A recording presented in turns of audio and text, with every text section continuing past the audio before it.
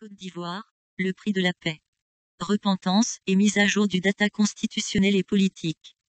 La recherche et la poursuite de la paix, s'il se concevait comme un besoin existentiel lié à l'instinct de conservation, c'est sûr qu'on aurait abordé la problématique avec moins de légèreté. Et on y aurait mis le prix. Certains croient que la soif de paix dont cruellement souffre la Côte d'Ivoire s'étancherait au goulot de la repentance, dans une espèce d'abracadabra spectacle, sans une restitution préalable des conditions économiques et politiques susceptibles de garantir par des moyens structurels pondérés la survie de cette paix.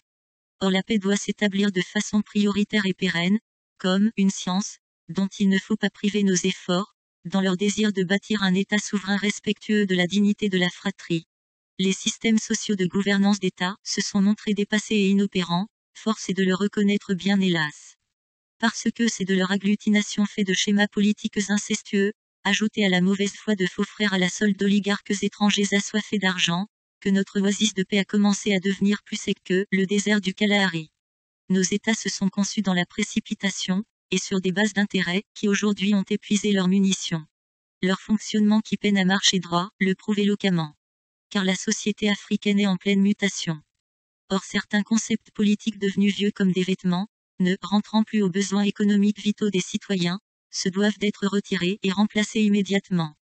Ainsi, sans une réelle mise à jour, ou une reconfiguration du data constitutionnel et politique, envisager le vivre ensemble, sans s'écorcher vif, le respect, qui nous chargera d'une faute, dont seul le système doit objectivement répondre. L'illustration de l'irritation qu'éprouve un bébé, à cause d'un vêtement étouffant, ou d'une couche mal adaptée, permet de mieux apprécier le rôle central que jouent ces mécanismes dans la coordination des rapports homme-système. Les systèmes doivent être revus.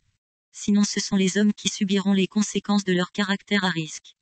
Les guerres qui explosent à la face du monde, naissent pour la plupart, de ces détonateurs constitués de systèmes ayant atteint leurs limites, ou ayant dépassé leur date de péremption.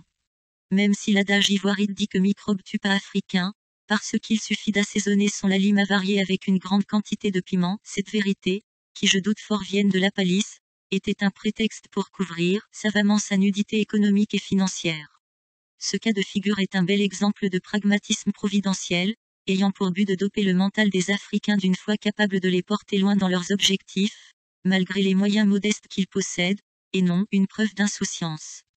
Les Ivoiriens dans leur majorité ne cachent plus leur mépris de la pauvreté volitionnelle, qui leur collait à la peau, et projetait de l'image de déterministes, de sorte que même si les chapelles politiques les maintenaient captifs dans des modes de pensée robotiques, le sentiment du changement, par la mise à plat des instruments de gouvernance vétuste, resterait le plus partagé.